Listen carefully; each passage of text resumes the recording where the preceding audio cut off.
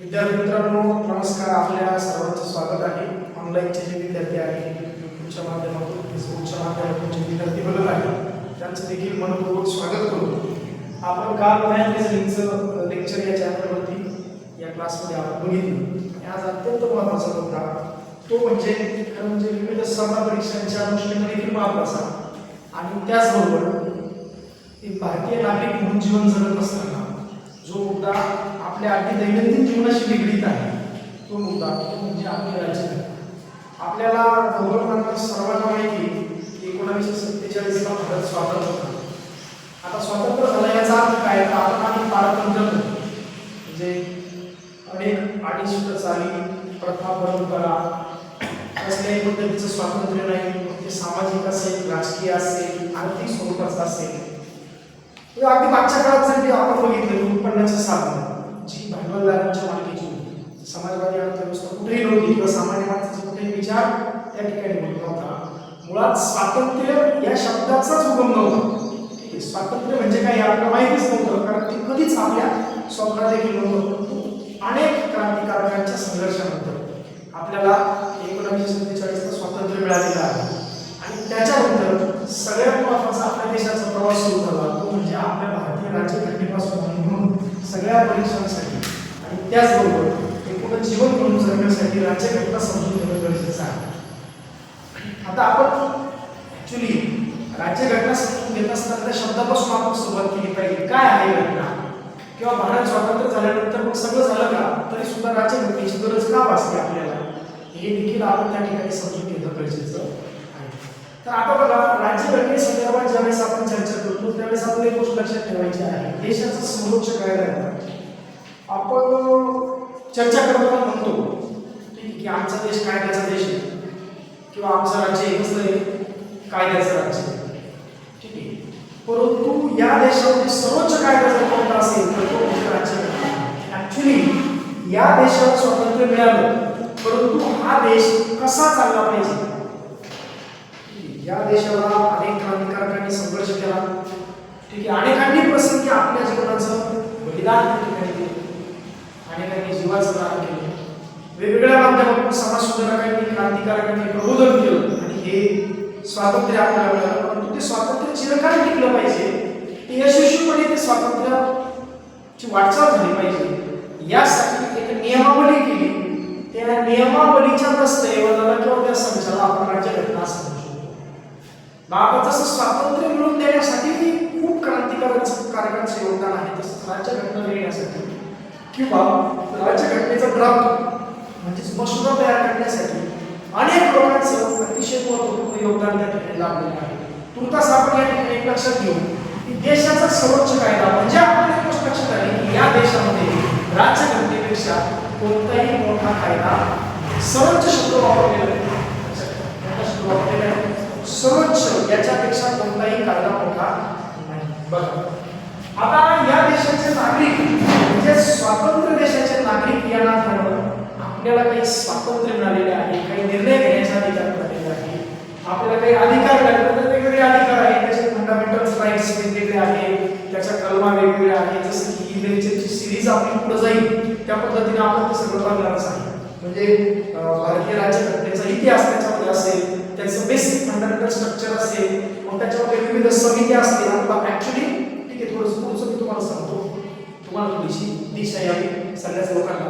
तर याच्यामध्ये आपल्याला ठीक आहे भारतीय राज्यघटना बनवत असताना भारतीय राज्यघटना ही श्रेष्ठ काय आहे किंवा परिपक्व का बनलेली आहे, ठीक आहे, याचं कारण म्हणजे भारतीय राज्यघटना बनवत असताना जे घटनाकार होते याच्यामध्ये खरं म्हणजे काही लोकांचं योगदान खूप महत्त्वाचं आहे. जसं की संविधान सभेचे पहिले अध्यक्ष किंवा कायम स्वरूपीचे अध्यक्ष होते डॉक्टर राजेंद्र प्रसाद, जे की भारताचे आपले राष्ट्रपती म्हणून राहिलेले आहेत.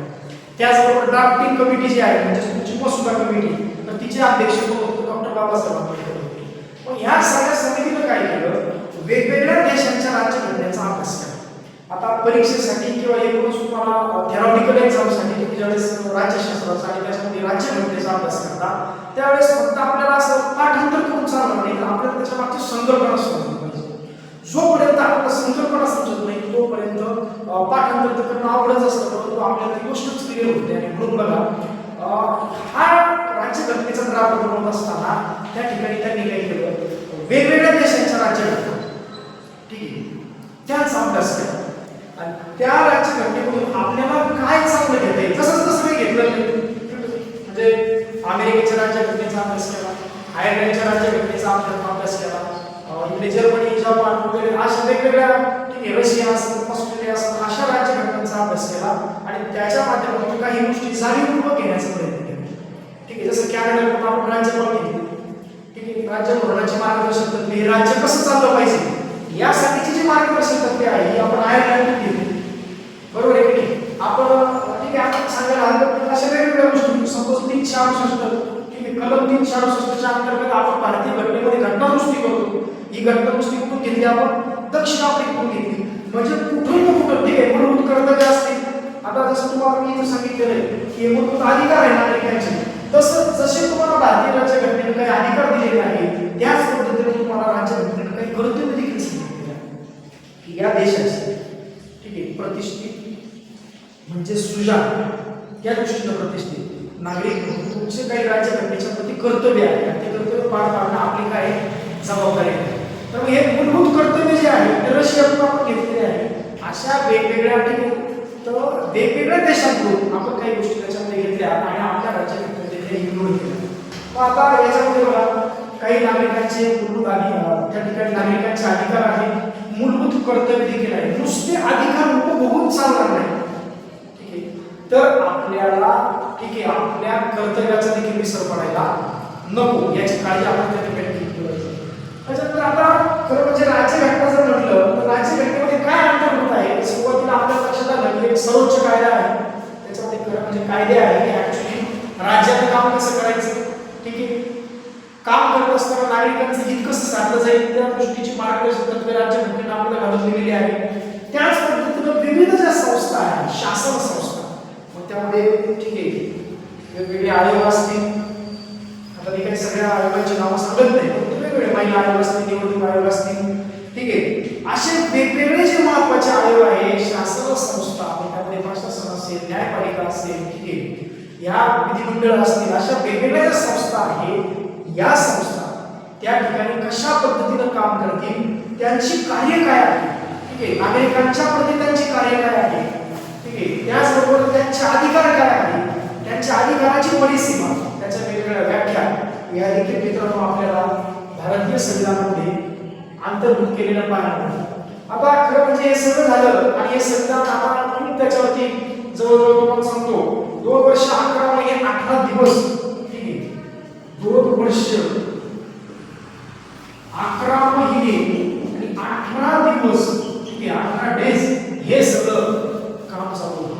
म्हणजे भारतीय संविधान जे तयार झालेलं आहे, ठीक आहे, हे एका रात्रीत तयार झालेलं आहे.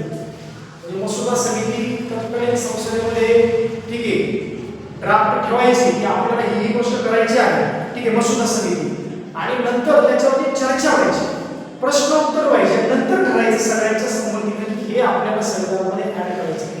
डॉक्टर बाबासाहेब आंबेडकरांचं देखील संविधानात अत्यंत महत्त्वाचं योगदान आहे. बरं, 2 वर्ष 11 महिने 18 दिवस काही प्रश्न सदैव येत असतो बऱ्याच परीक्षांना, त्याच्यामुळे याला आहे का हा अत्यंत महत्त्वाचा आहे, ऍक्च्युअल डाटा आहे आणि आपल्याला तो पाठ करायचा आहे.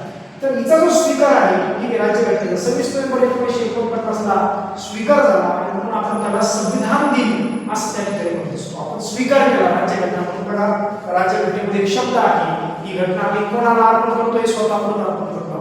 बघा, भारताची राज्यघटना एक अशी राज्यघटना आहे की जी स्वतःलाच अर्पण केलेली आहे, जी या देशातील सामान्य माणसाला अर्पण केलेली आहे, त्या राजाला, राणीला, देवाला अर्पण केलेली नाही. म्हणून भारताची राज्यघटना ही जगातील सर्वोत्तम राज्यघटना, एकमेव लिखित राज्यघटना आणि विशेष म्हणजे मोठी राज्यघटना, लिखित राज्यघटना ही भारतीय राज्यघटना आहे. 26 जानेवारीला आपण प्रजासत्ताक दिन साजरा करतो. अशा पद्धतीची ही बेसिक राज्यघटनेविषयीची माहिती आहे. आता आपण, ठीक आहे, प्रस्तावना आपल्याला सर्वांना माहिती आहे, जिला आपण राज्यघटनेची उद्देशिका पण म्हणतो की राज्यघटनेचं ऍक्च्युली उद्दिष्ट काय आहे, की ही राज्यघटना आम्ही का तयार करत आहोत, आमचं ध्येय काय आहे, हे सांगण्यासाठीची राज्यघटनेची प्रस्तावना आहे. आणि त्या प्रस्तावनेमध्ये काही वेगवेगळे शब्द आहेत, त्या शब्दांचे अर्थ आपल्याला माहित असणं अत्यंत गरजेचं आहे. त्याच्यामध्ये एक सगळ्यात महत्त्वाचा शब्द आहे सार्वभौम. आता सुरुवातीला भारत हा परकीयांच्या अधीन होता. ब्रिटिश इंग्रज आपल्याकडे राज्य, परंतु खऱ्या अर्थानं आपण आता सार्वभौम झालेलो आहोत. सार्वभौम याचा अर्थ कोणत्याही परकीय शक्तीचं आमच्यावरती कोणत्याही प्रकारचं नियंत्रण नाही, असा सार्वभौम शब्दाचा मित्रांनो त्या ठिकाणी अर्थ होतो. त्याचबरोबर समाजवादी, सर्वांच्या कल्याणासाठी, ठीक आहे, लक्षात घ्या, सर्वांच्या कल्याणासाठी सर्वांना समान संधी उपलब्ध करून देण्याचं काम राज्यघटनेच्या कायद्याच्या माध्यमातून केलं जातं. म्हणजे तुमची कॅटेगरी कोणती असू द्या, तुम्ही दिसायला कसे असू द्या, ठीक आहे, तुमचं धर्म कुठलाही असू द्या, तुमचं शिक्षण कितीही असू द्या, तुम्ही अडाणी असा, निरक्षर असा, साक्षर असा, परंतु ज्या काही समान संधी तुम्हाला द्यायला पाहिजे त्या तुम्हाला मिळणार. ठीक आहे, लिंगाच्या आधारावरती भेदभाव होणार नाही, शिक्षणाच्या आधारावरती भेदभाव होणार नाही, वर्णभेद, लिंगभेद, धार्मिक भेद, जातभेद काही होणार नाही. तर त्या ठिकाणी समाजवादी तत्वाचा आपण स्वीकार केलेला आहे. सर्वांच्या कल्याणासाठी समान संधी कशा पद्धतीने उपलब्ध करून देता येईल यासाठी राज्यघटना सदैव त्या ठिकाणी कार्यरत असते. त्याचबरोबर संविधानामध्ये एक अत्यंत महत्त्वाचं तत्व अंतर्भूत आहे, ते म्हणजे धर्मनिरपेक्षता. बघा, आपल्याला आपला प्रत्येकाचा धर्म हा प्रिय असतो आणि राज्यघटनेचं असं म्हणणं आहे की राज्यघटनेला कोणताही धर्म नाही. ठीक आहे, धर्मनिरपेक्ष, सर्व धर्म समभाव, सर्व धर्म समानता आहे. प्रत्येक धर्माला त्याच्या पूजा अर्चा, ठीक आहे, त्या धर्माच्या ज्या काही चालीरीती असतील त्या चालीरीती पूर्णपणे पाळण्याचा अधिकार आहे, त्याचा अंगीकार करण्याचा अधिकार आहे, तुमच्या धर्माचा प्रचार आणि प्रसार करण्याचा देखील अधिकार आहे. परंतु हा अधिकार निभावत असताना इतर धर्माचा तुमच्याकडून कसल्याही पद्धतीचा अपमान होणार नाही, नुकसान होणार नाही. आणि धर्म ही राज्यघटनेने काही गोष्टी अत्यंत महत्त्वाच्या दिलेल्या आहेत, कारण म्हणजे आता याच्यावर बऱ्याचशा डिबेट देखील झालेल्या आहेत. धर्म ही राज्यघटना असं म्हणते की धर्म ही तुमची अत्यंत वैयक्तिक आणि खाजगी बाब आहे. धर्म ही सार्वजनिक बाब आहे. म्हणून असं म्हणतात की धर्म चार भिंतीच्या आत. तुम्ही ज्यावेळेस बाहेर पडता घराच्या त्यावेळेस तुम्ही कुठल्याही एका धर्माचे असतात, त्यावेळेस तुम्ही भारतीय असता. ही गोष्ट या ठिकाणी खरं म्हणजे लक्षात घेणं गरजेचं आहे. आणि विशेष म्हणजे लोकशाही आहे. लोकशाही या शब्दाचा अर्थ काय करत असं म्हणायला की लोकच राजे. भारतीय राज्यघटनेने किंवा राज्यघटना तुम्ही बघा, आज हे संविधान आम्ही कोणाप्रत अर्पण करत आहोत, स्वतःप्रत तुम्ही संविधान माध्यमिक, बरोबर आहे. हे संविधान आम्ही अंगीकृत करून कोणाप्रत अर्पण करत आहोत, स्वतःप्रत. का आपण म्हटलं हे संविधान आम्ही राजाला अर्पण करत आहोत, हे संविधान आम्ही देवाला अर्पण करत आहोत, हे संविधान आम्ही बाबाला अर्पण करत आहोत, हे संविधान कोणाला अर्पण करत, हे स्वतःप्रत अर्पण करत आहोत. लक्षात ठेवा. आणि म्हणून ह्या लोकशाही राज्यामध्ये, ह्या गणराज्यामध्ये सरकार निवडण्याचा हक्क कोणाला आहे, लोकशाही आहे. आणि सगळ्यात महत्त्वाची गोष्ट म्हणजे आपल्याकडे प्रातिनिधिक स्वरूपाची लोकशाही आहे, गणराज्य आहे. इतर ठिकाणसारखं वंश परंपरेनं आपल्याकडे राष्ट्राध्यक्ष किंवा पंतप्रधान निवडले जात नाही, तर ते जनमताच्या माध्यमातून तयार केलेल्या नियमावलीच्या विशिष्ट बहुमताच्या आधारावरती त्यांची निवड त्या ठिकाणी होत असते. आता ठीक आहे, याच्यामध्ये आपल्याला संविधान सभेची पहिली बैठक कधी झाली असा सरळ सरळ प्रश्न विचारला जातो मित्रांनो. तर लक्षात ठेवा, जी प्रथम बैठक आहे ही 9 डिसेंबर 1946 रोजी झालेली आहे. आणि जे अध्यक्ष होते, प्रथम अध्यक्ष, ते आपल्याला संविधान सभेचे अध्यक्ष विचारतात, ते म्हणजे तुमचे डॉक्टर राजेंद्र प्रसाद. आता समित्यांचे विविध सदस्य होते ते आपण येणाऱ्या काळात बघू. आणि मसुदा समिती जी आहे, ही मसुदा समिती देखील महत्वाची आहे. हिचे अध्यक्ष होते डॉक्टर B.R. आंबेडकर आणि डॉक्टर बाबासाहेब आंबेडकर. बघा, हे सुद्धा अत्यंत त्या ठिकाणी महत्वाचं आहे. एकूणच आपल्याला लक्षात आलं की भारतीय राज्यघटना नेमकी काय आहे. ऍक्च्युली आपण सातत्यानं शब्द उल्लेख करतो की राज्यघटना, राज्यघटना, ठीक आहे, असा शब्द आपण सातत्यानं उल्लेख करत असतो किंवा त्याला संविधान म्हणतो किंवा घटना म्हणून देखील आपण उल्लेख करतो. पण ऍक्च्युली ही घटना काय आहे, तर आता हे बेसिक लेक्चर होतं की आपल्याला एक विषयाची ओळख झाली पाहिजे की राज्यघटनेला आपल्याला काय बघायचं. मग आता काही जे लेक्चर आहे तुमच्या या सिरीजमध्ये, याच्यामध्ये आपल्याला काय बघायचं आहे की आपण कोणत्या देशातून काय, ठीक आहे, राज्यघटनेमध्ये काही घटना दुरुस्त्या तुम्हाला सांगितलं कलम 366 च्या अंतर्गत घटना दुरुस्त्या झाल्या.